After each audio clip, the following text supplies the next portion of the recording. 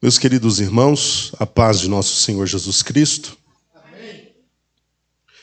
Estamos muito felizes por esta noite, por estar aqui, para bendizermos o nome do Senhor e também aprendermos no seu santo templo.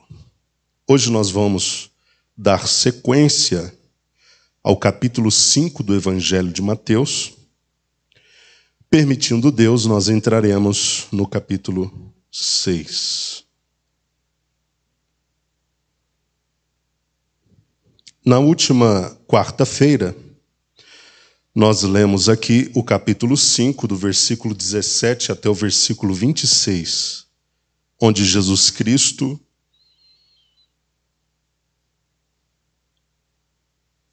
começa a ilustrar o padrão de justiça do reino dos céus.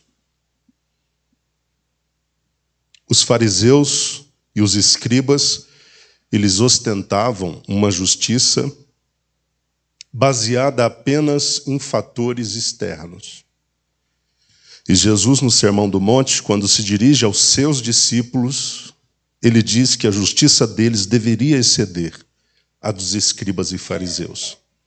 E para exemplificar como a justiça no reino de Deus excede a dos fariseus, nós temos aqui Jesus nos apresentando uma série de exemplos.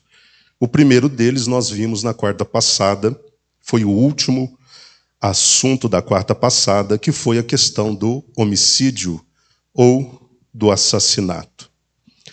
Nós vemos que Jesus Cristo, quando começou falando desta ilustração do homicídio, ele mostrou aos discípulos uma visão muito mais aprofundada do que a visão, do que a interpretação, do que a hermenêutica costumeiramente ensinada pelos fariseus e escribas. Jesus menciona a lei onde Deus diz: não matarás. E é interessante que, na visão dos escribas e fariseus, o assassinato se restringia apenas a algo externo. Eles se prendiam ao fato consumado. Mas Jesus, quando fala sobre o assunto, mostra que no reino dos céus, por haver uma justiça maior e mais excelente do que a dos fariseus e escribas, o assassinato começa dentro. Começa com um sentimento mal gerenciado. E Jesus menciona qual sentimento. Ele fala que é a ira. E é interessante que no texto Jesus mostra que há uma graduação na ira.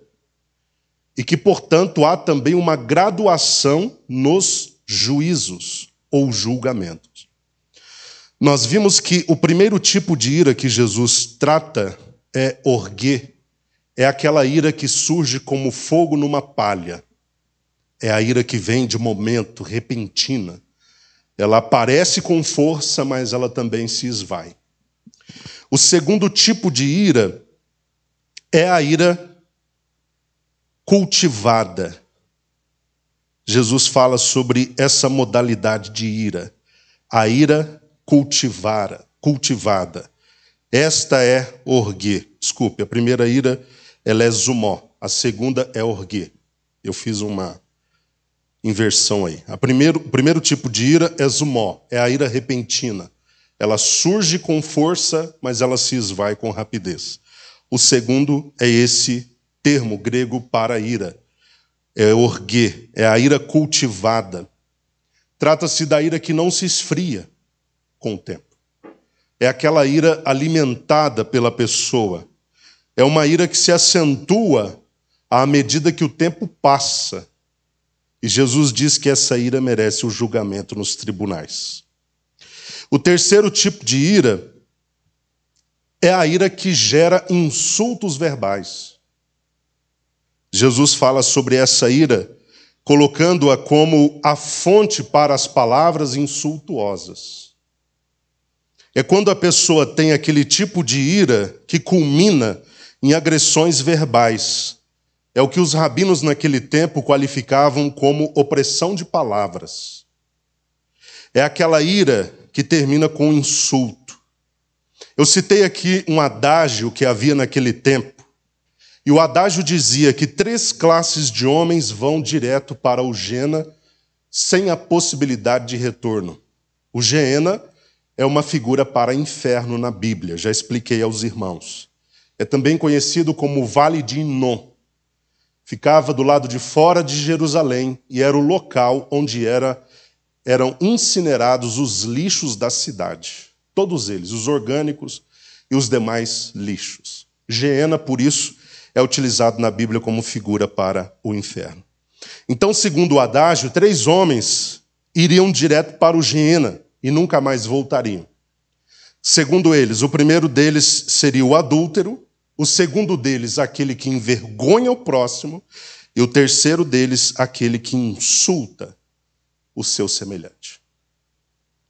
Então, esse é o tipo de ira que, quando está no coração, precisa ser bem gerenciada, para que não resulte na ofensa por meio dos lábios. E Jesus diz que isso precisa ser, mostra, nas entrelinhas, que isso precisa ser bem gerenciado no nosso coração.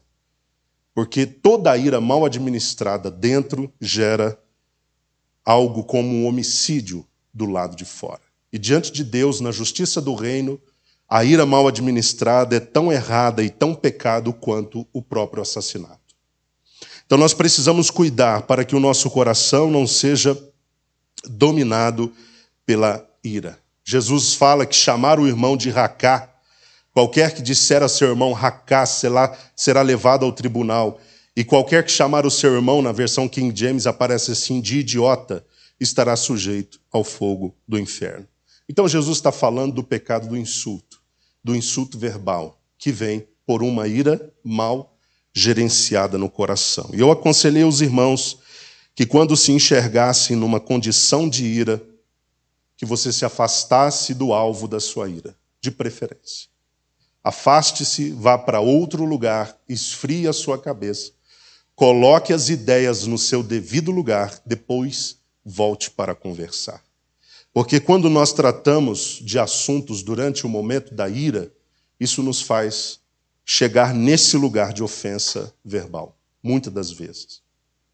Então é necessário nós termos sabedoria no uso da língua, porque se a gente não usa corretamente as palavras, a gente destrói o outro, a gente mata o outro. Por isso é como um homicídio, isso pode matar uma pessoa. As nossas palavras podem matar alguém. E é por essa razão que nós temos de administrá-las da melhor maneira possível. Então, em resumo, Jesus ensinou que a lei dizia que o assassinato era pecado. De fato, o assassinato concreto, externo, praticado, consumado, era pecado. Mas o homem não administrar a sua ira era tão perigoso quanto, ou tão ofensivo quanto, ou tão pecaminoso quanto o próprio ato concreto do assassinato. Dos versículos 23 a 26, ficou faltando esse trecho pequeno para a gente encerrar na quarta passada, e daí nós vamos ler hoje do 27 em diante. Do versículo 23 ao 26, Jesus aconselhou os discípulos a procurarem a reconciliação sempre que necessário com aqueles que cometeram alguma injustiça. Vejam que Jesus fala da necessidade da reconciliação depois de falar da ira. É como se ele dissesse, olha, você mal gerenciou a sua ira no coração. Você não cuidou da cólera que surgiu no seu coração. Você não tratou da ira e acabou sendo ofensivo para com alguém. O que você deve fazer é procurar o mais rápido possível a reconciliação com essa pessoa. A reconciliação, nesse caso, tem até primazia sobre a oferta. Ela é mais importante nesse contexto do que a própria oferta. Jesus Cristo disse, primeiro, quando você chegar com uma oferta, mas lembrar-se de que há alguma rusga com alguém, você ofendeu alguém, sabe que essa pessoa está ofendida com você, deixe a sua oferta, vai reconciliar com o teu irmão e depois volta e apresenta a tua oferta. Por que Jesus está recomendando isso? Porque oferecer a Deus uma oferta sendo que nós estamos em desentendimento com alguém, equivale a oferecer uma oferta em vão. Porque Deus não pode aceitar a oferta de quem está com rusgas com alguém. Deus não vai aceitar o sacrifício, a oferta de louvor, a oferta de adoração, a própria oração de alguém que vive em pé de guerra com o outro. Lembrou-se que há uma situação que está distanciando você de alguém antes de entregar a oferta. Vai, reconcilia-te com o teu irmão, depois volte, pegue a oferta que você deixou aqui para oferecer e ofereça. Porque nessa condição é que Deus vai aceitar. Jesus aconselhou o não viver irado. Ele aconselhou a que não vivamos de forma irada e em pé de guerra com as pessoas, contra o próximo. Essa atitude de indisposição com o outro acaba quebrando os 6 mandamentos que sucedem os 4 primeiros. Os 4 primeiros mandamentos da lei eterna de Deus, a lei que não passa, dizem respeito a Deus, a nossa relação com Deus. Já falamos isso aqui várias vezes. Mas os 6 últimos mandamentos, dos 10, falam da nossa relação com o próximo, com o outro. E quando nós vivemos irados e em pé de guerra com o outro, nós estamos quebrando por tabela 6 dos 10 mandamentos. É muito?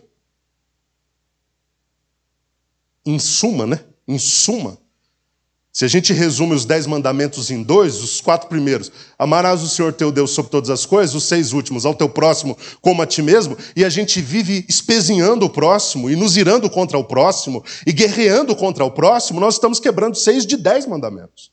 É muita coisa. Então Jesus, ele diz que isso precisa ser tratado, trata-se de algo muito sério. Compromete a aceitação da nossa oferta. Sim, compromete. Compromete a aceitação daquilo que a gente entrega para Deus. Nós precisamos tratar a nossa relação com o outro e depois dar o que nós viemos dar a Deus. Porque não há aceitação do que nós trouxermos se houver algum problema entre eu e aquele que Deus colocou como o meu próximo. Eu preciso resolver isso.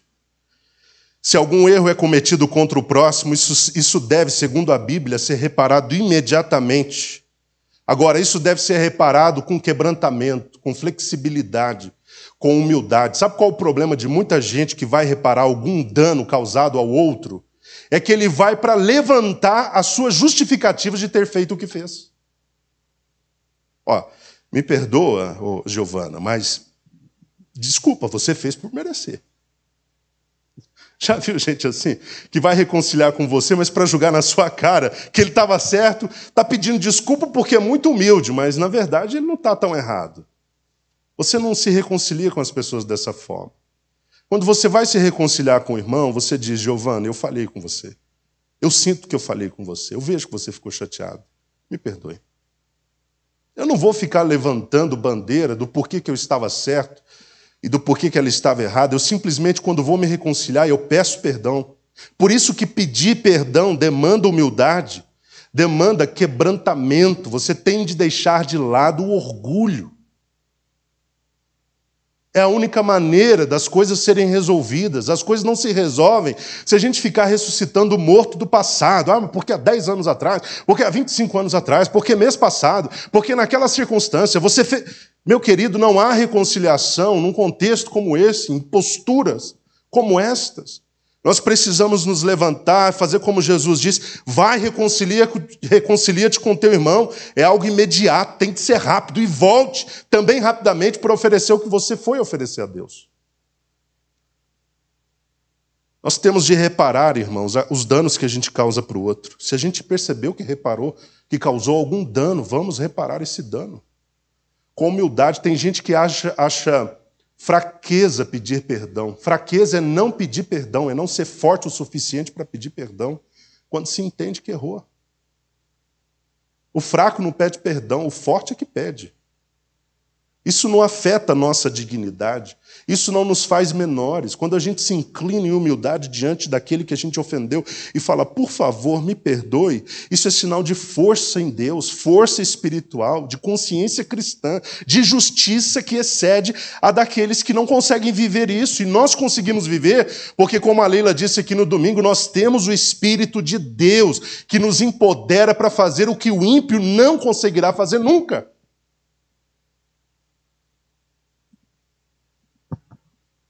Tem que reparar. Sabe por quê? A reparação evita maiores problemas. Quanto antes a gente resolver as nossas coisas, menos problemas a gente vai adquirir daqui em diante. Tem que ser reparado. A nossa relação com Deus só estará bem, meus irmãos. Eu falo muito sobre isso.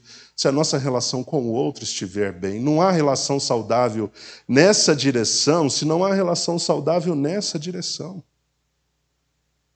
O apóstolo João diz, como é que você pode declarar que ama a Deus que não vê se você odeia o irmão que está do seu lado o tempo todo e você enxerga ele toda hora? Como é que você pode dizer que ama a Deus se você odeia aquele que está do seu lado? Isso é incongruente, isso é contraditório. Nós temos de desenvolver um relacionamento poderoso com o próximo para termos um relacionamento poderoso com Deus. Um relacionamento saudável com o outro para termos um relacionamento saudável com Deus. A opção pela reconciliação é melhor do que a guerra. Olha o que está acontecendo entre a Rússia e a Ucrânia. Estão perdendo vidas. Está custando vidas, porque guerra custa vidas. Está custando tempo, porque guerra custa tempo. Está custando dinheiro, porque guerra demanda investimento, dinheiro, muitos custos com armamento, com tanques, com armas e tudo mais, com munições. É tão mais fácil chegar a um aperto de mão, a uma reconciliação, do que travar uma guerra contra o outro e a gente não ter sossego na nossa vida. Porque é isso que se tem quando a gente não reconcilia com o próximo. A gente só tem dor de cabeça para a nossa vida, a gente não tem paz. Sim ou não? É por isso que Jesus está aconselhando, reconciliar é melhor. É recomendado por Jesus que a desavença não chegue no tribunal. Resolva enquanto está no caminho. Você está andando com a pessoa que se ofendeu, não espere as coisas chegarem no tribunal, onde tudo terá de ser julgado. Não, aproveite que está no trajeto, no percurso, procure a pessoa que se ofendeu e que está indo te entregar nos tribunais e peça perdão para essa pessoa. É o conselho de Jesus. Por quê? Quando chega no tribunal, os desdobramentos serão terríveis. Olha o que Jesus diz, o adversário o entregará ao juiz. O juiz o entregará ao carcereiro. O carcereiro te entregará onde? Ao cárcere, à cadeia. E no cárcere, a pena deverá ser cumprida até o último centavo. Então o que Jesus está recomendando? Reconcilia para evitar maiores danos. É isso que Jesus está mostrando. Reconcilia para evitar maiores danos. Sempre que nós lembrarmos, irmãos, que nós ofendemos alguém durante esse momento de ira descontrolada, até mesmo quando nós ofendemos o outro, porque durante muito tempo a gente veio alimentando e cultivando uma ira absurda contra ele, ou até mesmo aquele tipo de ira que acabou fazendo com que nós agredíssemos o outro verbalmente, quando nos lembrarmos que nós acabamos transgredindo contra o próximo por causa desses três tipos de ira que a gente, às vezes, não controla, não administra. Reconciliemos com essa pessoa. Nos levantemos em direção a ela para nos reconciliarmos com ela. Cada vez que a gente acabou manchando a imagem de alguém por causa da nossa ira, a gente acabou pintando um quadro que inexiste a respeito do outro, porque a gente estava irritado demais contra ele ou contra ela, e você sabe disso e ofendeu ele por isso ou ela por isso. Levante-se e reconcilie, peça perdão, porque você acabou dizendo coisas que não condiz com o que a pessoa é, o que ela faz de verdade. Pedir perdão. Só essa atitude pode impedir o juízo e a sentença.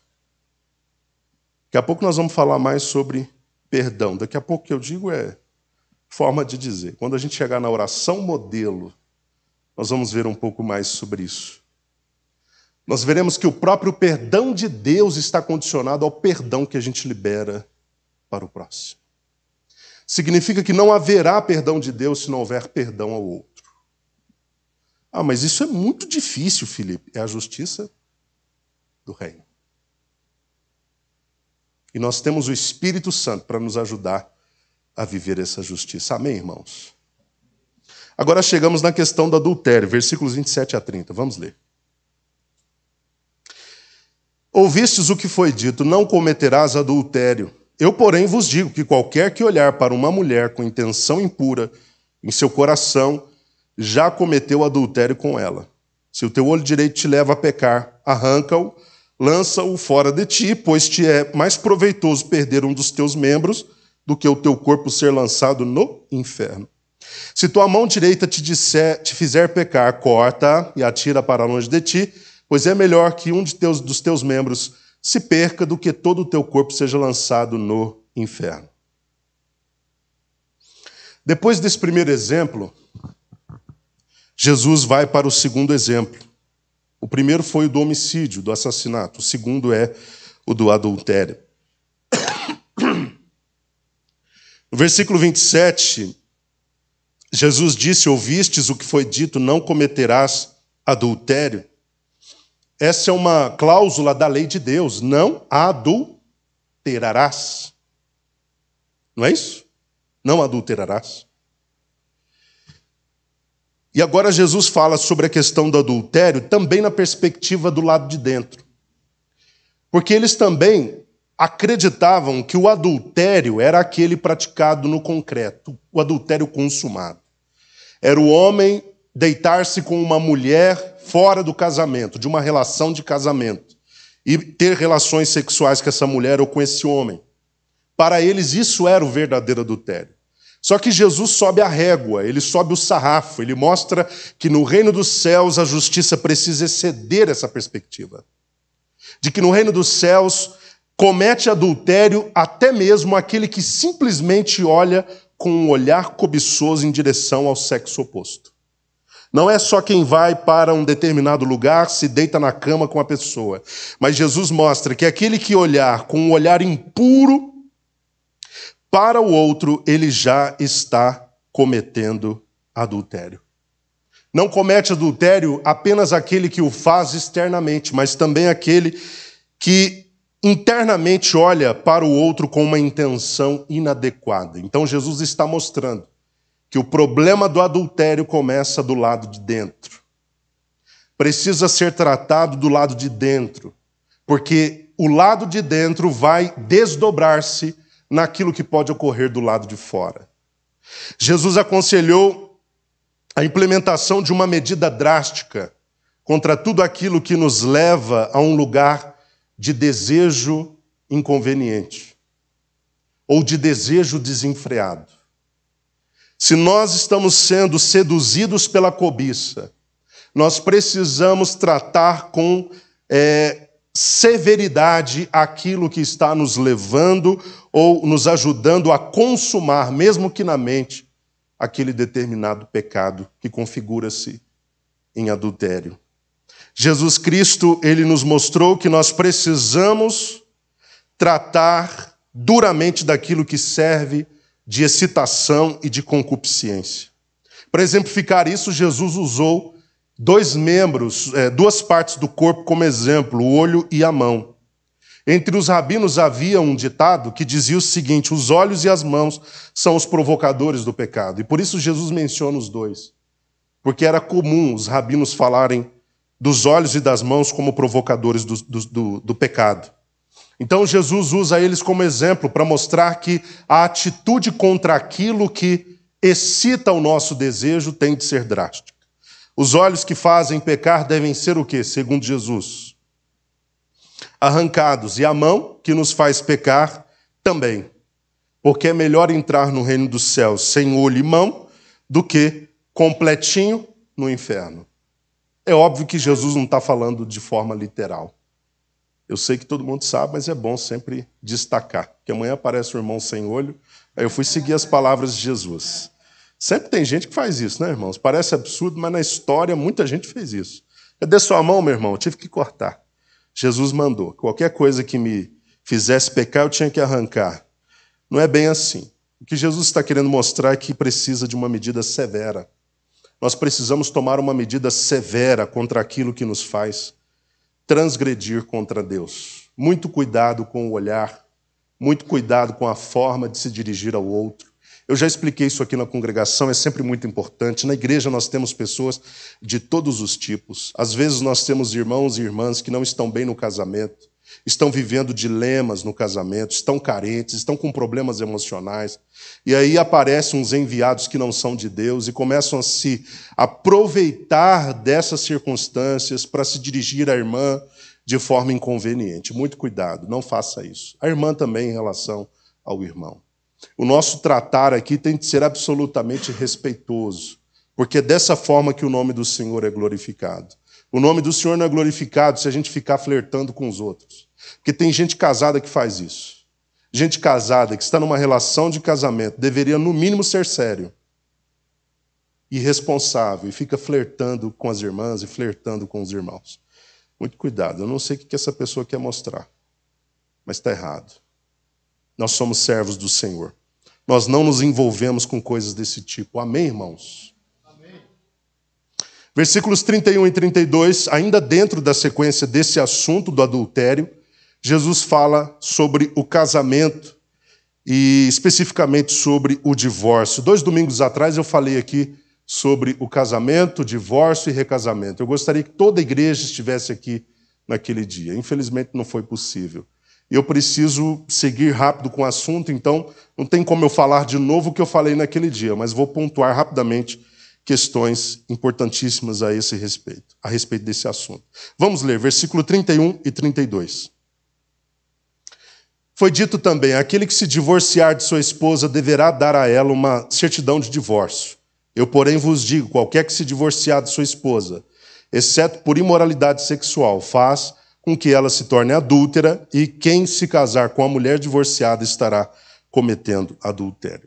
Essa é a terceira ilustração que Jesus utiliza aqui em Mateus capítulo 5 para mostrar como a justiça no reino dos céus deve exceder àquela justiça apresentada pelos fariseus e escribas. E então ele fala sobre a questão do divórcio. Constava na lei que a mulher ou o homem, aquele que se decidisse divorciar-se da sua mulher, poderia dar a ela uma carta de divórcio. Jesus fala mais sobre isso em Mateus capítulo 19. Anota aí para você ler em casa com maior atenção. Ele fala sobre o divórcio, sobre o casamento em Mateus capítulo 19. Quando os fariseus se aproximam de Jesus com a seguinte questão. Olha, Moisés disse que a gente deve dar carta de divórcio.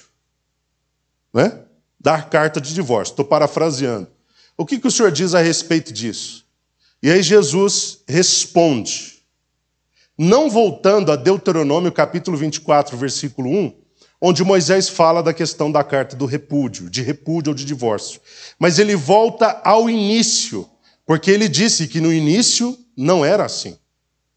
Então Jesus diz que lá no início, ele volta lá em Gênesis capítulo 2, Deus determinou, deixará o homem, o pai e a mãe, e unir-se-á a sua mulher, e serão os dois uma só carne. Primeiro, Deus diz lá no início, quando o divórcio não existia, porque no plano original de Deus o divórcio não existe.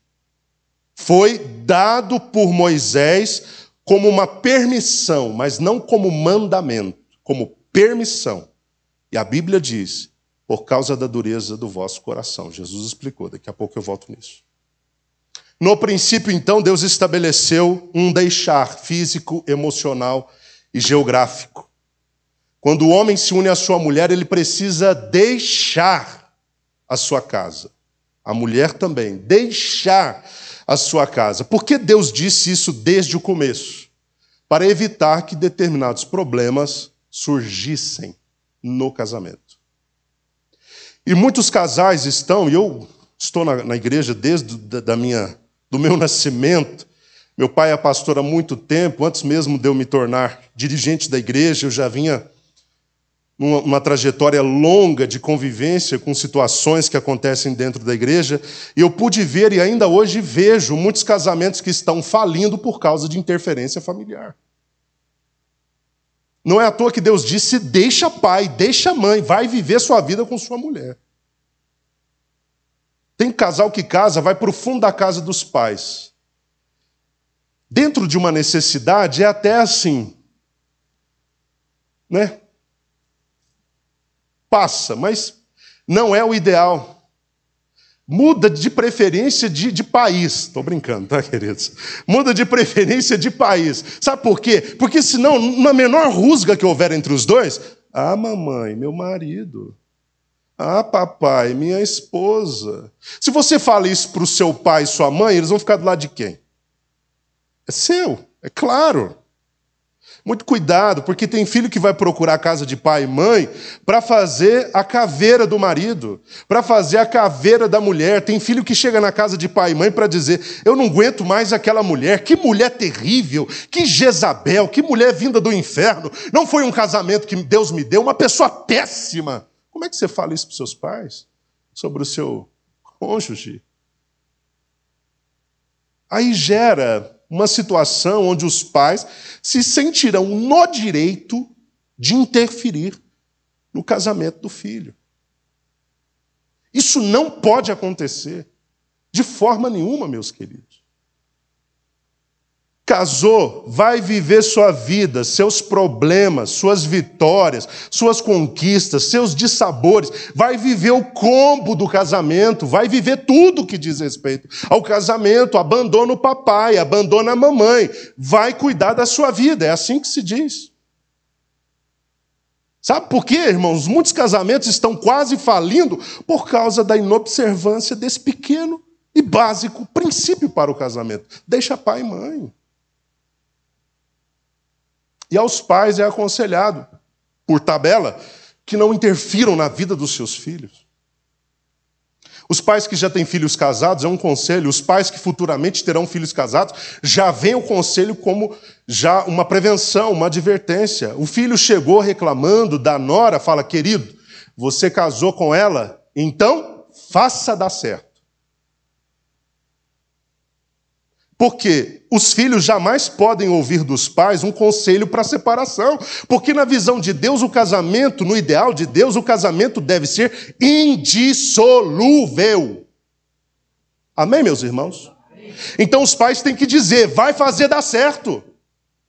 Ah, mas a pessoa vai fazer dar certo, meu filho. Vai fazer dar certo, minha filha. Procura lá seu pastor, procura um psicólogo, procura um psiquiatra, procura uma pessoa que trabalha com casais. Vai fazer isso dar certo. Ah, mas você já casou, queridão. Vai fazer isso dar certo. Amém, irmãos? Amém.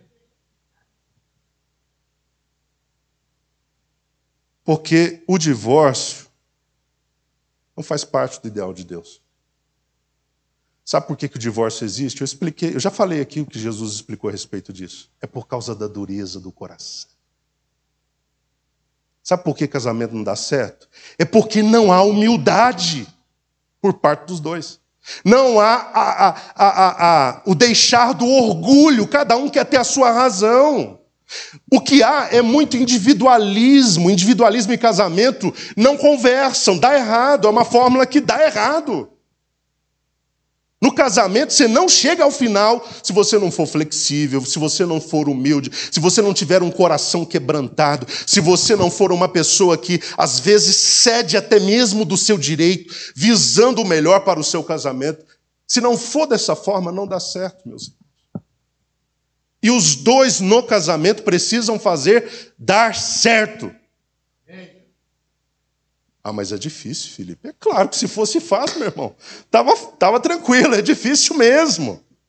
Mas levante-se na confiança, eu posso fazer meu casamento dar certo. Tem fase no casamento que é difícil, os casados que digam.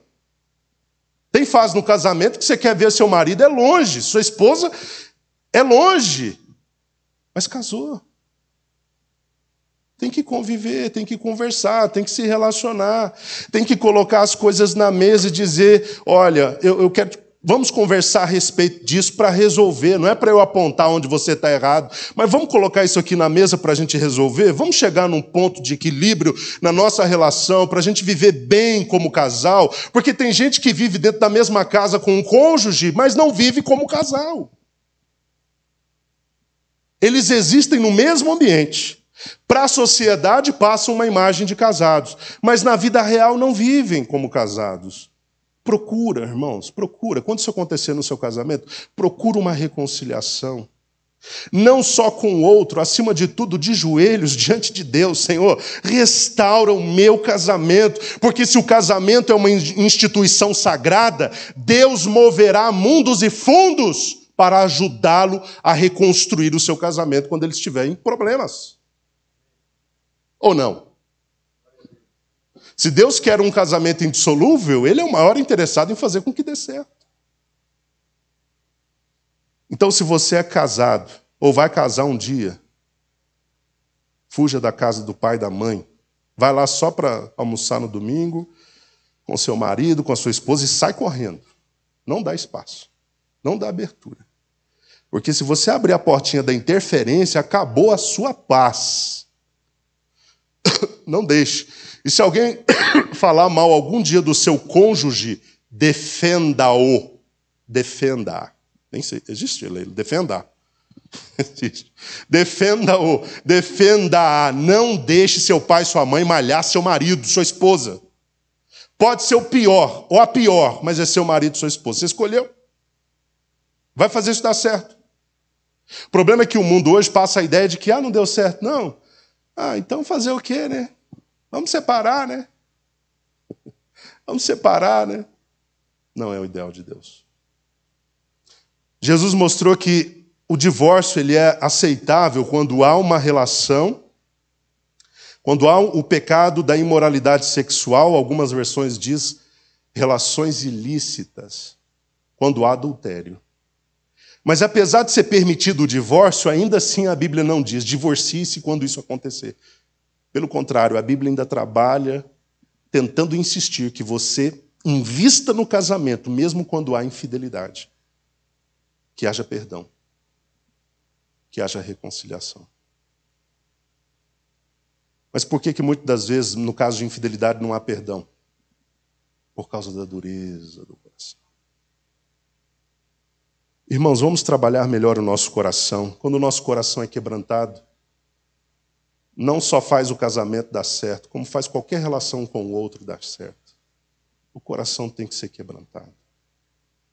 O coração não pode ser regido pelo orgulho, pelo individualismo. Senão a gente não dá certo, não é só com o marido ou com a esposa, não, é com ninguém. Vamos pedir ao Senhor esse coração? Vamos pedir ao Senhor esse coração?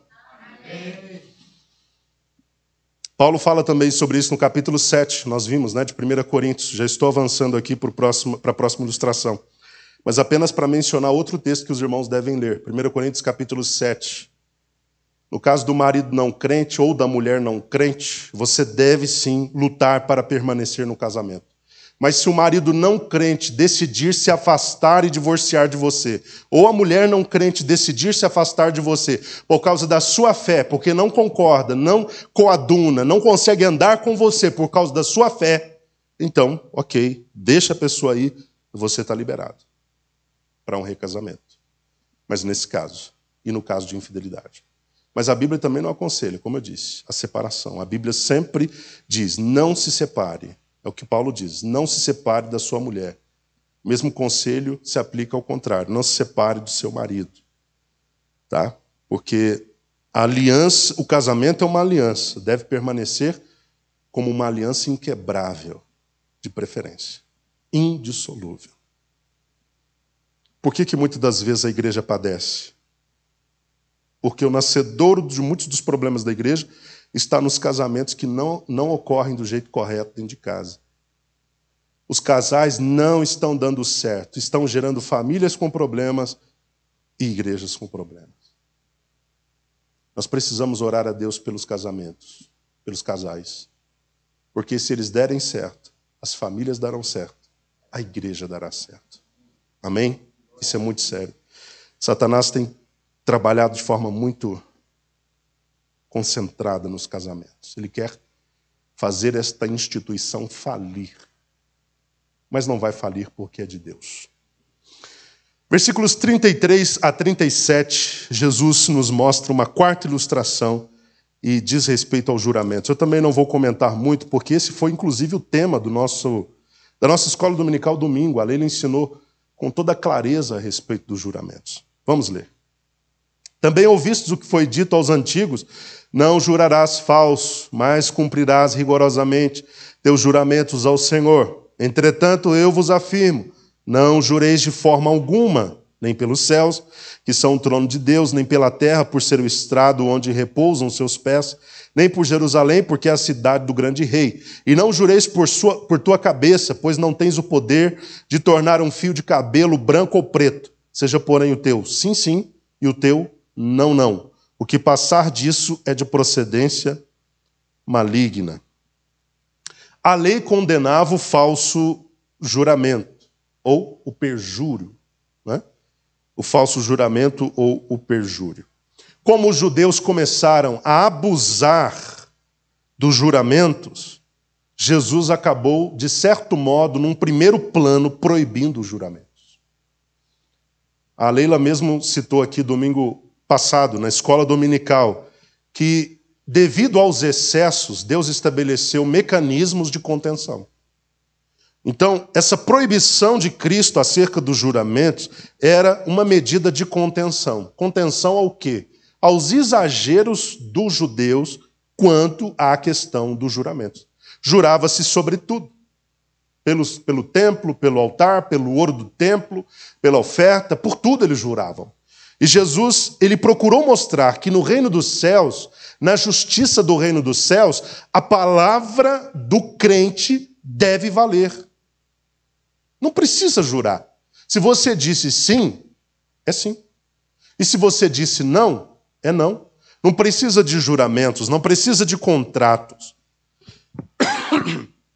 Deve haver credibilidade na fala do crente. O que o crente diz precisa ser verdade. Eu fico muito preocupado com um crente que diz e ninguém pode confiar. Eu acho isso inaceitável, um crente mentiroso. Você acha aceitável um crente mentiroso? Eu acho inaceitável um crente mentiroso, que diz que é A, mas é B. Que diz que é B, mas é C. Diz que é para lá, mas é para cá. Nós temos de falar a verdade. Não precisamos jurar para chancelar algo que nós estejamos dizendo. Nós precisamos simplesmente do sim e do não. Nossas palavras precisam ser confiáveis, dignas de confiança. Lá em casa eu procuro ensinar muito isso aos meus filhos. Em alguns momentos, o Davi, que é mais velho, já entende um pouco mais, quis me fazer jurar por alguma razão. Eu falei, não vou jurar, a minha palavra basta. Eu disse sim, é sim. Eu disse não, é não. Às vezes eles me pedem, vamos fazer isso, papai? O que eu digo? Eu vou ver. É tudo que eles não gostam de escutar. Eu vou ver. Mas como assim vou ver? Eu vou ver, sabe por quê? Porque o que eu te disser que vou fazer aqui agora, eu vou ter que fazer.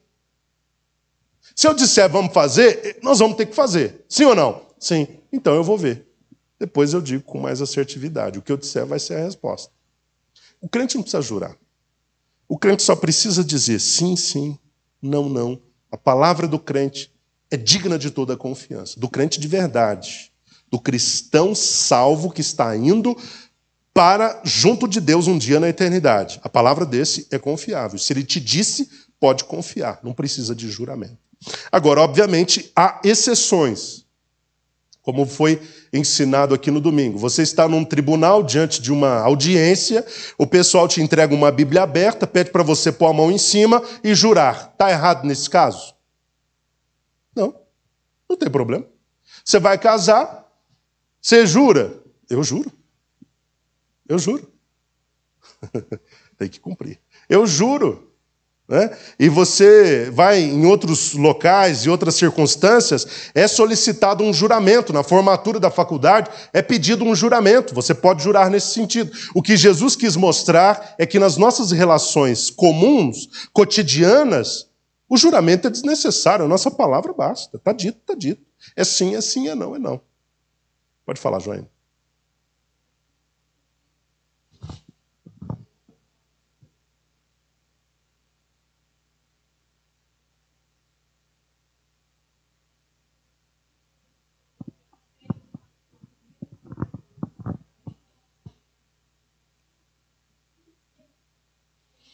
Os nossos filhos têm que crescer com essa consciência de que o que eles disserem já deve bastar. Já tem que ser digno de confiança. Versículos 38 até 42, Jesus fala sobre uma quinta ilustração, agora acerca da vingança. Vamos ler. Ouvistes o que foi dito, olho por olho, dente por dente. Eu, porém, vos digo, não resistais ao perverso, mas se alguém te ofender com um tapa na face direita, volta-lhe também a outra. E se alguém quiser processar-te, tirar-te a túnica, deixa que leve também a capa. Assim, se alguém te forçar a andar 1 milha, vai com ele 2. Dá a quem te pedir, e não te desvies de quem deseja que lhe emprestes algo. Isso também foi tratado aqui no domingo, e eu quero repassar de forma bem rápida, porque já foi muito bem esclarecido e explicado pela Leila.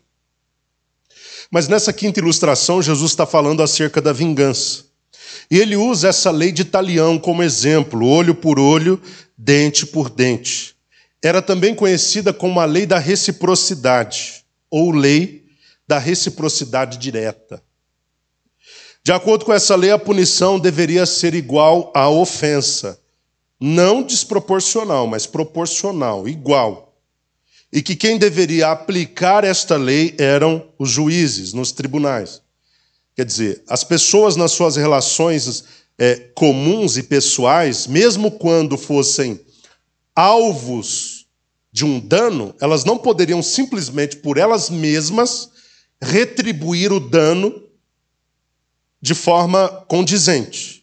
Isso precisava ser levado até o tribunal para que o juiz determinasse a aplicação dessa reciprocidade direta.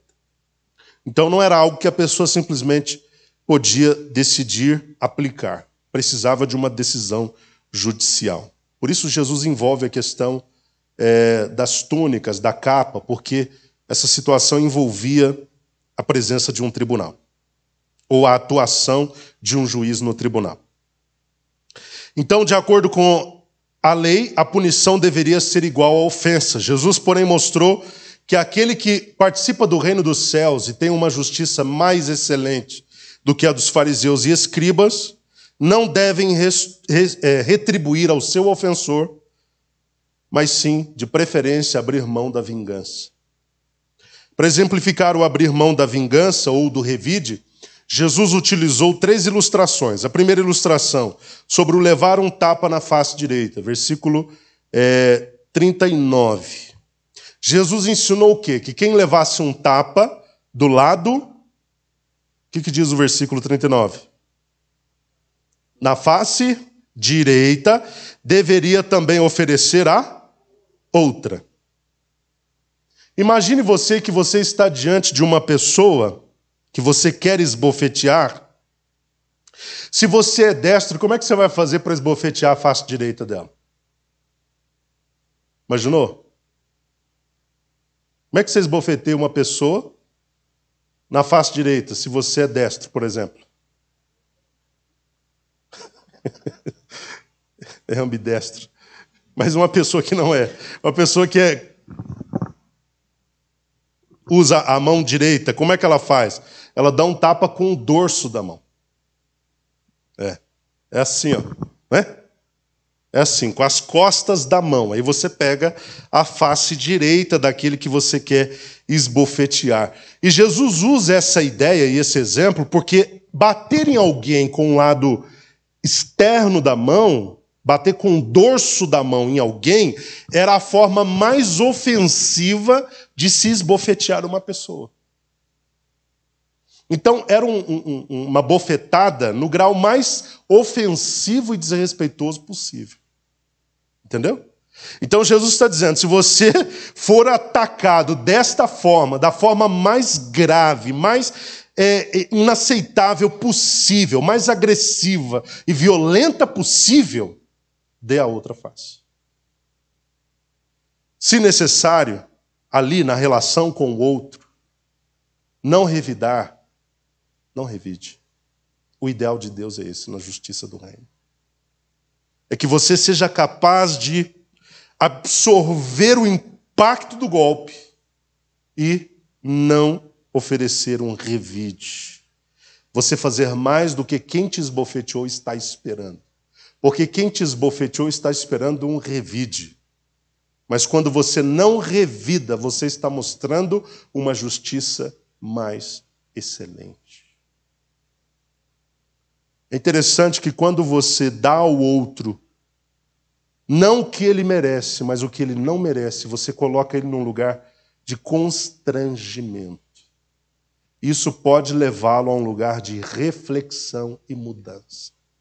Imagine você na fila do caixa do EPA, ou do BH, ou qualquer outro, onde você mais encontra gente mal educada. Né? Já viu gente assim lá? Os caixas, né? Bom dia, a pessoa nem olha para o lado.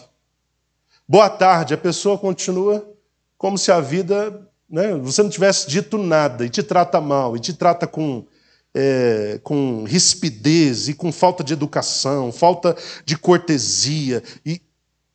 Mas ao invés de entrar na onda, você começa a tratá-la com carinho, com educação. A sua fala é branda, você não altera a voz. E ao final ainda diz, muito obrigado, Deus abençoe o seu dia. Aquela pessoa pode em algum momento pensar, mas será que eu não fui muito mal educado com aquela pessoa? Será que não é isso que eu faço com todo mundo? E será que eu não preciso mudar? Vocês entenderam? Agora, quando você revida, quem te esbofeteou diz, tá vendo? Eu tenho razão, cresceu para cima de mim, ó, vai sofrer esse tipo de penalidade mesmo. A pessoa não tem lugar para constrangimento, nem para reflexão e nem para arrependimento. É por isso que na justiça do reino nós pagamos o mal com o bem, para colocar o ímpio, o ofensor, o transgressor num lugar de reflexão e arrependimento. E possível arrependimento. É por isso que Jesus cobra de nós, que nós façamos diferentes. Nós somos atacados sem atacar. Somos ofendidos sem ofender. Porque na justiça do reino é isso que se faz. Você é ofendido e não ofende, é atacado e não ataca. Você vira o outro lado.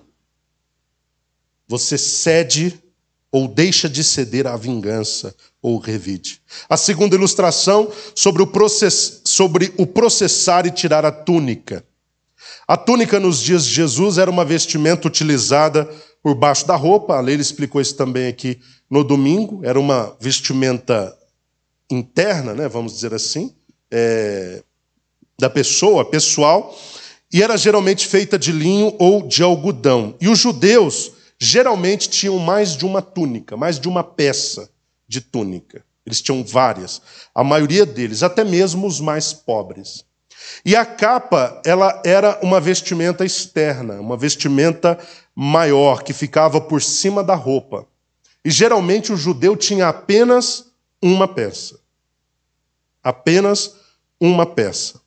A túnica era confiscável. Você podia se envolver numa disputa judicial e, perdendo, o juiz podia requisitar a sua túnica. Mas a capa, jamais. Jamais o juiz poderia determinar que a sua capa fosse entregue ao seu adversário. A túnica sim, mas a capa não. Então, no contexto em que Jesus está falando sobre isso, era direito de qualquer um lutar, pelo menos por sua capa. Porque a lei lhe assegurava a garantia da capa, mesmo que sua túnica fosse confiscada numa disputa judicial. Com esse ensino, então, Jesus está querendo mostrar o quê? Que os discípulos deveriam estar dispostos a abrirem mão até mesmo dos seus direitos. Pediu a túnica, mas é direito seu ficar com a capa. Mas abra mão do direito, entrega a capa também. Olha que justiça excepcional, justiça excelente.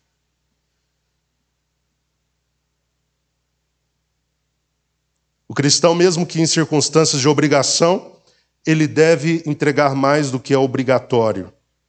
Isso demonstra, né? O deixar a túnica e a capa demonstra a capacidade de abrir mão de direitos, a capacidade de demonstrar humildade e desprendimento das coisas.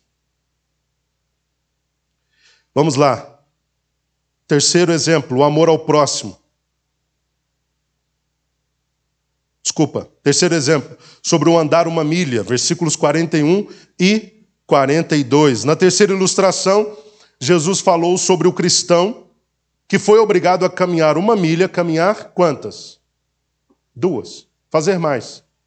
A Leila também falou sobre isso. A palavra obrigar está aqui no texto, porque naquele tempo o soldado romano ele poderia obrigar qualquer pessoa a andar, a fazer qualquer coisa que ele quisesse. Então a pessoa era, às vezes, obrigada a fazer o que não queria. Exemplo, Jesus estava carregando o patíbulo da cruz, que era aquela parte horizontal, patíbulo, chama. Ele estava carregando, de repente, o soldado romano faz o quê? Obriga uma pessoa a ajudar Jesus. Isso era perfeitamente aceitável naquele tempo, essa obrigação.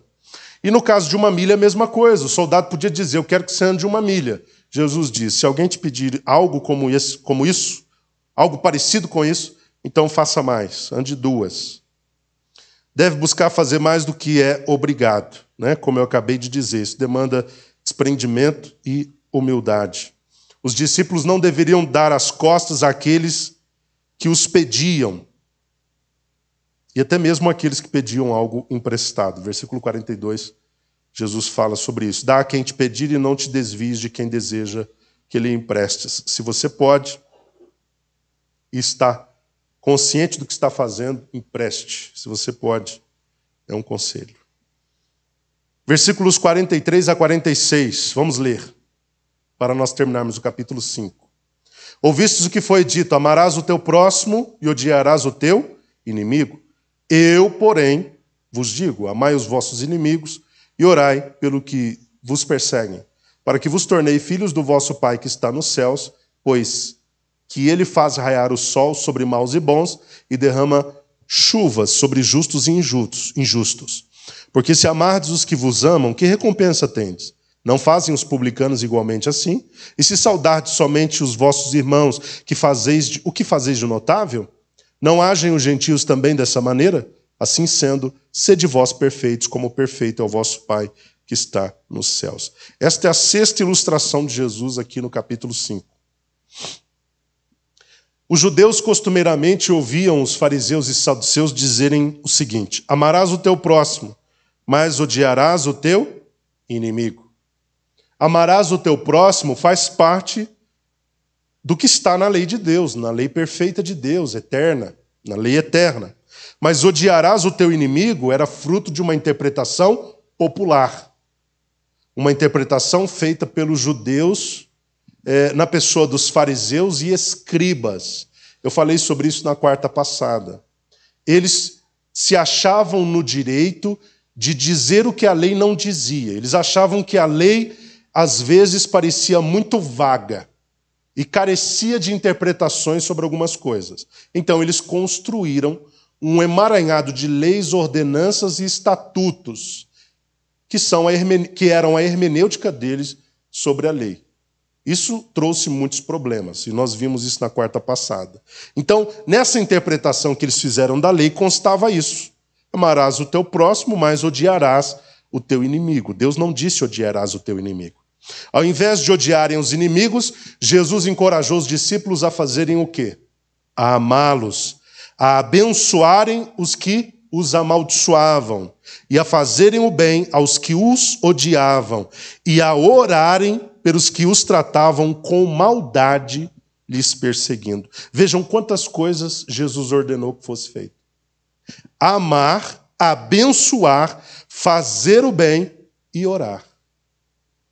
4 disposições que o crente precisa ter para com o seu adversário.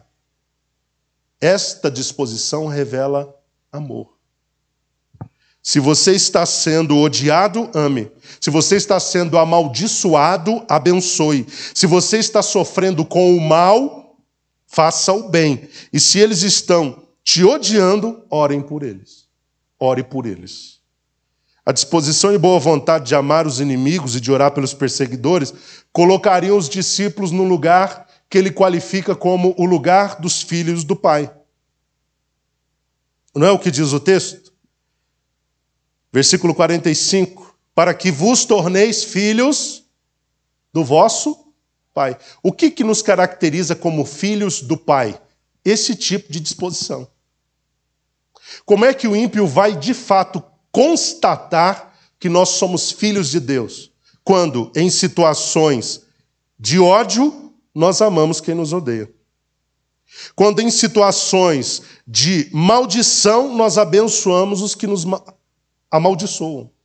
Quando, em situações de alvo de maldade, nós fazemos o bem. E quando, em situações de ódio, nós oramos. São formas de demonstrar que nós somos filhos do Pai que está nos céus. Nós somos dele, nós parecemos com ele. Fazemos o que ele faz. Amém? Não é isso que Deus faz? É o que nós devemos fazer.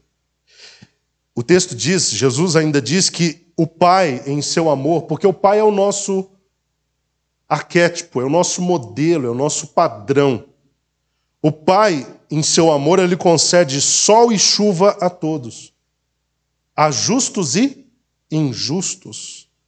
Seu amor e sua graça não levam em consideração os méritos. Por isso que o amor cristão não leva em consideração os méritos. Porque se o amor cristão levar em consideração os méritos do outro, ele não acontece, o amor não acontece. Porque quando o outro merece? A pergunta é essa. Quando que de fato o outro merece? Em pouquíssimas situações o outro merece. Então, o amor que flui de Cristo para o nosso coração e que deve transbordar sobre o outro, ele não leva em consideração os méritos do outro. Como o amor de Deus não leva em consideração os méritos dos homens. Porque senão Deus daria sol e chuva apenas aos justos. Mas a Bíblia diz que ele dá também aos injustos. Porque o amor de Deus não leva em conta o demérito ou o mérito. O amor de Deus doa, o amor de Deus dá, o amor de Deus concede. Assim nós devemos proceder como discípulos em relação ao nosso próximo. Vamos dar amor a eles. Amor aos que são o nosso próximo. Amor a quem fala mal a nosso respeito. Amor àquele que nos deprecia. Amor àquele que nos odeia. Amor àquele que nos amaldiçoa. Porque quando nós somos capazes de fazer isso, nós estamos mostrando de quem nós somos filhos. Sou filho do Pai que está nos céus. Se o cristão se dispõe a amar apenas aqueles que o amam, Jesus é categórico. Ou saudar apenas os que são irmãos, que recompensa haverá nisso? Eu amo muito aquela pessoa porque ela é muito boa comigo. Não há méritos nisso, ok? Não há motivos de recompensa. Deus dará recompensa quando o amor é demonstrado com quem não merece também.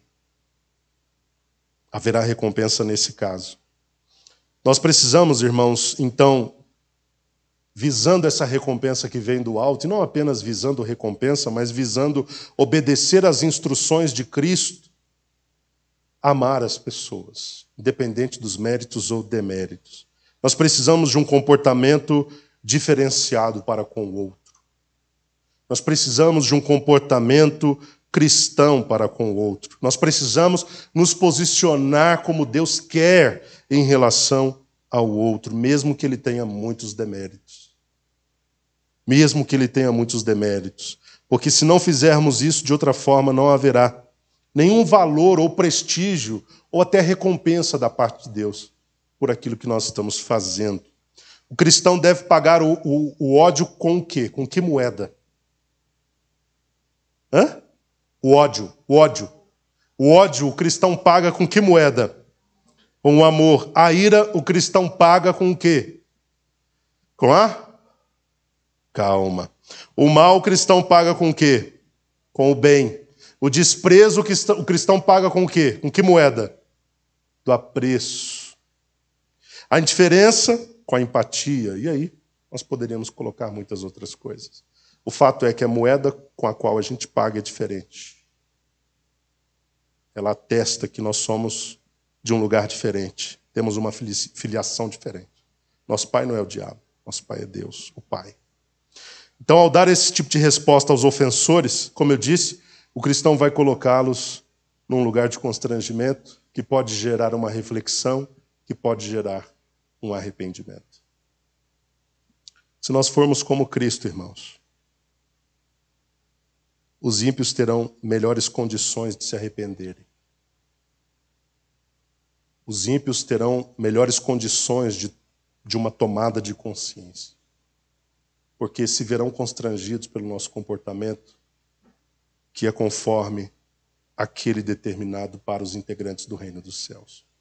Que Deus abençoe os irmãos. Semana que vem nós vamos para o capítulo de número 6, onde nós vamos falar sobre o bom procedimento cristão, que Jesus também ilustra de várias formas, tá? Então semana que vem nós vamos para o capítulo 6. Que Deus abençoe a todos, em nome de Jesus Cristo.